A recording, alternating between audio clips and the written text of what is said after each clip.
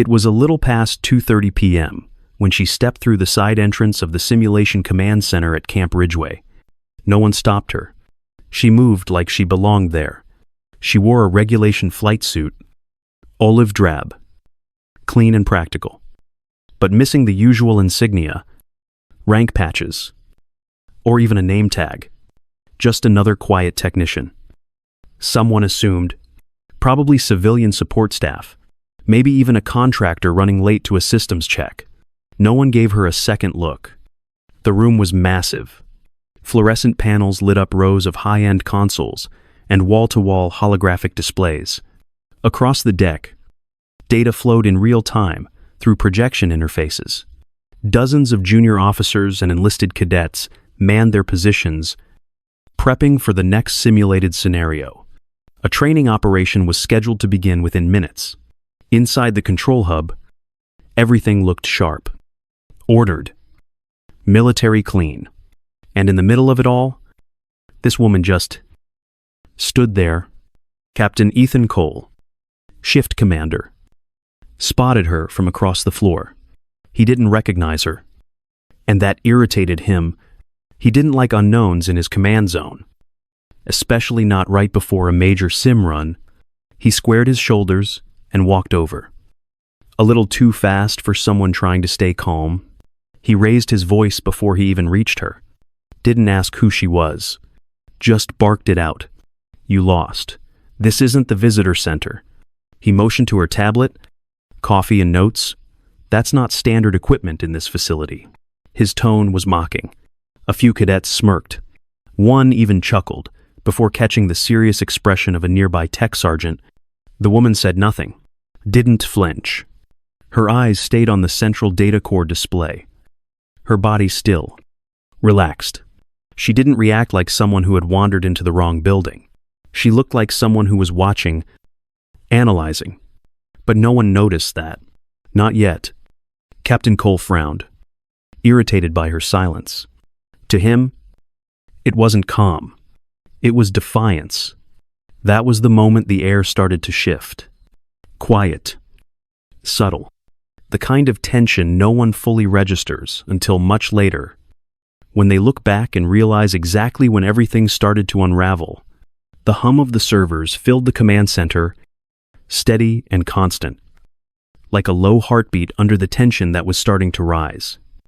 Captain Ethan Cole stood a few feet from the woman, jaw tight, the vein near his temple beginning to pulse. It was nearly 2:40 p.m., and his patience had already run thin. She hadn't said a single word, not one acknowledgement, not even a blink in his direction. To him, that silence was insolence. To everyone else, it was uncomfortable. A few cadets shifted in their seats, pretending to stay focused on their consoles. Cole's voice cut through the room again, sharp and commanding. He told her to identify herself, to explain her presence in a restricted area. She didn't move. He took a step closer, his boots striking the metal floor with a sound that echoed in the otherwise quiet room. When she still didn't react, something in him snapped. He reached forward, grabbed her by the arm, and spun her toward the nearest console. Her back hit the steel panel with a hollow thud. The sound froze everyone in place. For a moment, time stopped. The bright displays reflected across the room, painting blue and white streaks across faces that didn't dare turn away. Cole leaned in close, his tone low but full of anger. He told her she was in violation of security protocol, and that if she didn't answer, she'd be escorted out under guard. His words dripped with authority he was sure he owned, but she didn't respond. Her eyes stayed calm, unblinking, steady on him. No fear, no surprise, just focus. That stillness made it worse. Around them, the air grew heavy. The sound of the cooling system suddenly seemed louder. A few junior officers looked at each other, uneasy. From the back, Master Sergeant Torres stood with crossed arms, watching carefully. His eyes narrowed. The woman's stance wasn't defensive, but balanced, centered, her shoulders relaxed. weight evenly distributed, her left foot slightly back. It was a posture he recognized, close-quarters combat training. It wasn't something you could fake. He opened his mouth as if to say something, then stopped. This wasn't his place. Not yet. Cole was the ranking officer, and the chain of command held him still. But something about the scene didn't sit right. Cole, however, was blind to it. He straightened, letting out a short, bitter laugh before ordering her once more to leave the room. The power in his voice didn't match the fear flickering in his eyes. She didn't move. The silence pressed down harder. And in that silence, something unseen began to shift. No one could explain it then. But that was the exact moment when everything started to change. At exactly 2:45 p.m., the simulated war game initiated. The lights on the command deck dimmed slightly as the system shifted into high-intensity training mode. Across the room, operators adjusted their headsets. Screens came alive with tactical overlays of enemy aircraft, drone swarms, and satellite relays. Everything looked normal for the first few seconds. Then something went wrong. A flicker on the main display, then another. A thin line of corrupted code flashed red along the edge of the satellite feed. One of the lieutenants monitoring the MQ-9 Reaper drone feed frowned and tapped at his console. No response. He tried again. Still nothing. He glanced over at the F-35 interface across the room. Same issue. The flight paths had frozen. Before he could report it, a low tone buzzed across the command deck. All heads turned toward the center of the room, where the primary operations map had begun to distort. Streams of data turned into static. The ocean blue battlefield display turned crimson at the edges, like blood soaking into paper. Without warning, the lights snapped to red. Emergency status. A sharp, monotone voice cut through the confusion. System compromised. Protocol Sentinel engaged. The air changed. People stopped breathing for a beat. Protocol Sentinel was theoretical, a last resort firewall created to isolate the command center in the event of a catastrophic breach. It had never been triggered before, and it wasn't supposed to activate during a training scenario. Captain Cole's voice was louder than the sirens. He barked orders, tried to restore basic functionality, told his techs to reroute through backup subsystems, but nothing responded. One of the Reaper control specialists yelled that they'd lost all signal integrity. Another operator at the air interdiction console said their encryption layers were collapsing, like something inside the system was rewriting access permissions in real time. Cole stormed to the central console and tried to override the lockout manually. The system rejected every command. Error codes flooded the displays. The holograms glitched, stuttered, and dissolved into chaos. Red lines of failure cascaded across the walls. The command deck, once so organized and efficient, now looked like a sinking ship where no one could reach the helm. By 2:48 p.m., the noise had turned unbearable. Sirens, overlapping voices, warning chimes. The room pulsed with red light. Some officers were standing now, eyes wide, hands frozen, over dead keyboards.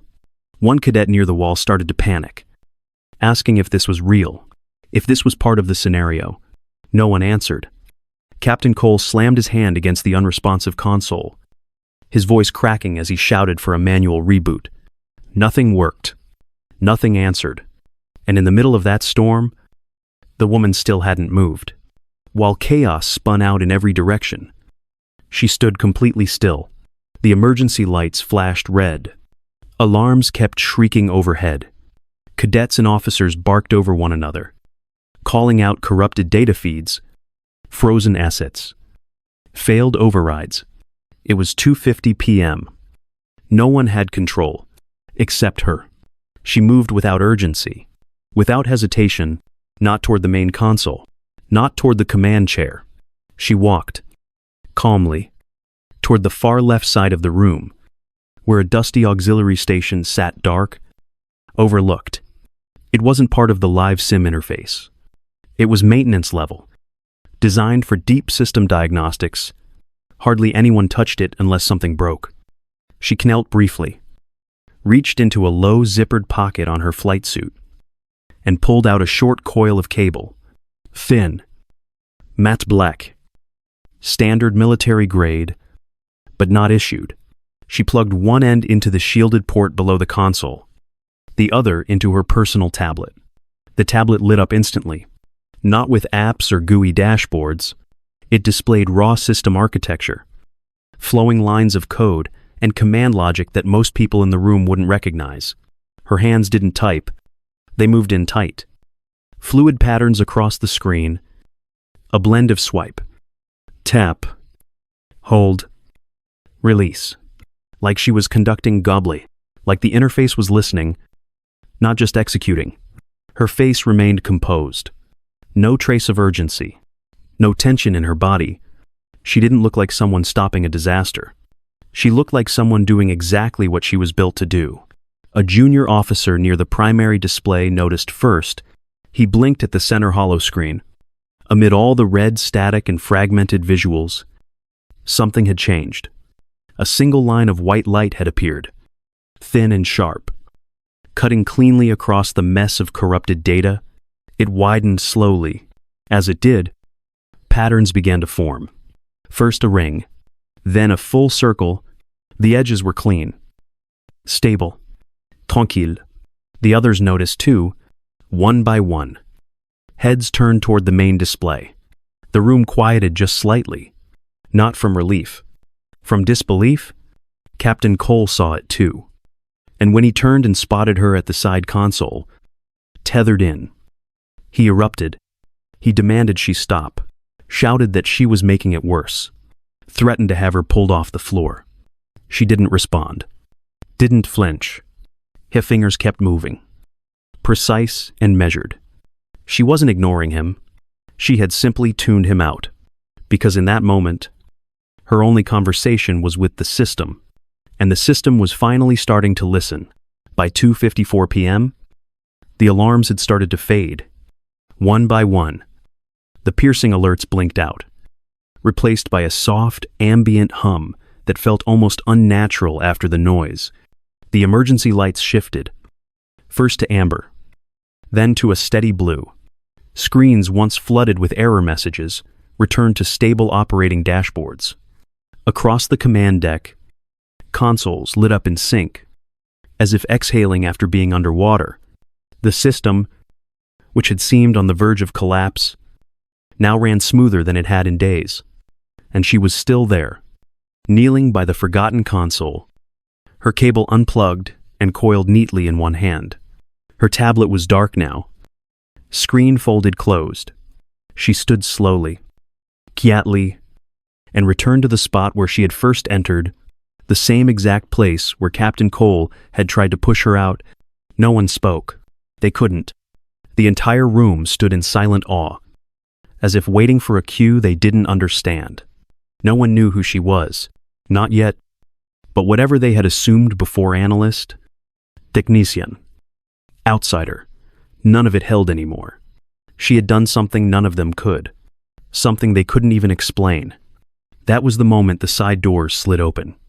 2 security personnel stepped in, followed by a man in full dress blues, Colonel Marcus Anderson, base commander. His presence alone was enough to straighten spines and pull every enlisted chin up an inch, but he didn't even glance at the room. His eyes locked on her. He crossed the floor with firm, measured steps. Then, when he stood 3 feet from her, he stopped. There was a pause, heavy. Then he raised his right hand, fingers sharp, wrist locked, and delivered the most precise salute anyone in that room had ever seen. It wasn't a casual greeting. It wasn't a gesture between equals. It was a formal salute, regulation perfect, the kind you reserve for a superior of significant authority. Then he spoke, voice deep, clear, carrying across the now silent room, Brigadier General Aurora Lane. My apologies for the disrespect. The impact was immediate. Audible gasps. Shoulders dropped. A young officer somewhere in the back nearly stumbled backward. Captain Cole went pale, as if the floor had vanished beneath him. Every assumption, every insult, every order he'd barked just minutes ago collapsed in on itself. She didn't smirk. She didn't gloat. She nodded, slow and calm, then turned her eyes back to the system she had just brought back from the edge. No anger, no triumph, just control, total, unshakable control. The air inside the command center was still tense when Lieutenant Colonel Abrams stepped forward and activated the personnel feed on the central display. At exactly 2:57 p.m., a detailed file loaded, bright against the screen. It started with her name, Brigadier General Aurora Lane. Then came the rest. Doctorate in Advanced Systems Engineering from MIT, postdoctoral work in Quantum Systems Integration at Caltech, former Tactical Systems, lead for a 10 Thunderbolt II combat operations in Kandahar, Afghanistan. Currently serving as Deputy Director of Project Sentinel under the United States Air Force Cyber Command, architect of the very framework the Ridgeway simulation system was built on. The room was silent, not out of fear, out of something closer to reverence. No one spoke. The younger officers stared at the screen like it didn't make sense, like the name and the woman in front of them couldn't possibly be the same. But there she stood, calm, grounded, still wearing the same plain flight suit, still without rank on her collar, and still without a trace of ego. She didn't offer a speech, didn't reprimand anyone. She only looked at the restored displays, then turned to the room and spoke in a voice that carried no anger, just truth. They knew how to operate the system, but they didn't understand what it was capable of when it broke, or why it mattered to know the difference. Captain Cole was not shouted at. No formal charge was read aloud. By 3:10 p.m., he was gone, quietly relieved of duty, removed from command not by punishment, but by consequence. He never returned to Camp Ridgeway. No one ever brought it up again. Aurora Lane remained at the base for the next week. She didn't hold briefings. There were no lectures or slide decks. Instead, she wandered through the maintenance bays and network trenches. She visited simulator pits and watched training sessions in silence. She'd sit beside junior coders and ask about their logic paths, not to correct them, but to see how they thought, to let them explain things in their own words. What she left behind wasn't a file or a report. It was a feeling, a sense that leadership could be quiet. That command didn't always wear its power on its sleeve. One morning, just after 7:15 a.m., she stood alone in front of the console wall where Cole had once pushed her. She took a small metal stylus from her sleeve pocket and etched a single line into the steel. The words were small, nearly invisible. If you didn't know where to look, never mistake silence for incompetence. The change didn't happen overnight. No memo was sent, no formal shift in command structure. But within a few weeks, Camp Ridgeway felt different. Voices weren't as loud during the morning briefings. Instructions were still clear, still sharp. But there was a layer of thoughtfulness now. People listened more than they used to. They didn't cut each other off so quickly. The confidence was still there, but it had learned to share space with curiosity and respect. Every morning, before the first sim cycle launched at precisely 7:30 a.m., a small line of cadets would pass by the southeast corner of the command deck. None of them talked about it out loud, but one by one, some of them reached out to touch the metal plate that had been bolted into the wall.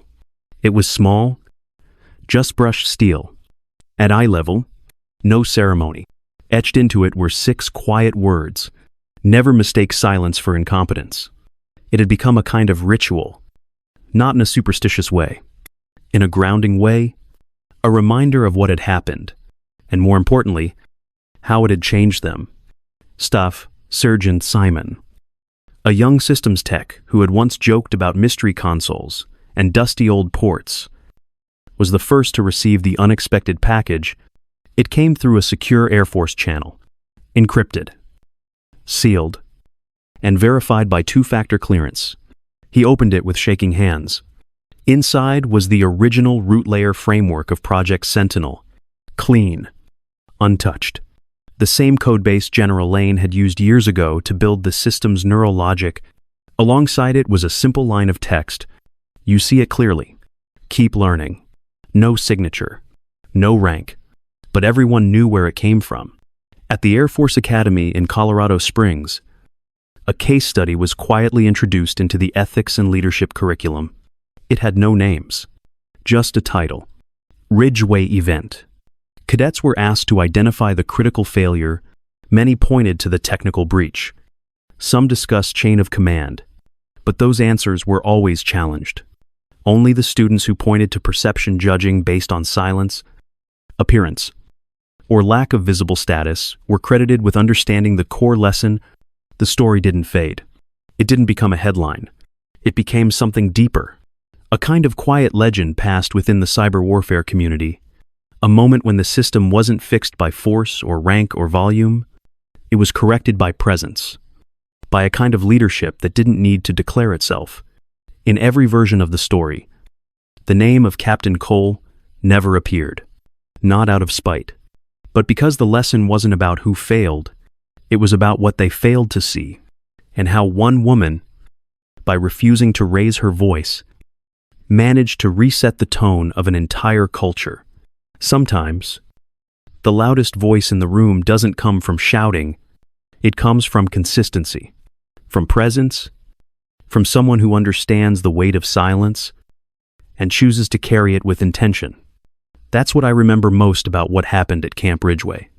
Not the emergency lights, not the scramble or the failure, not even the salute from a base commander that brought an entire room to stillness.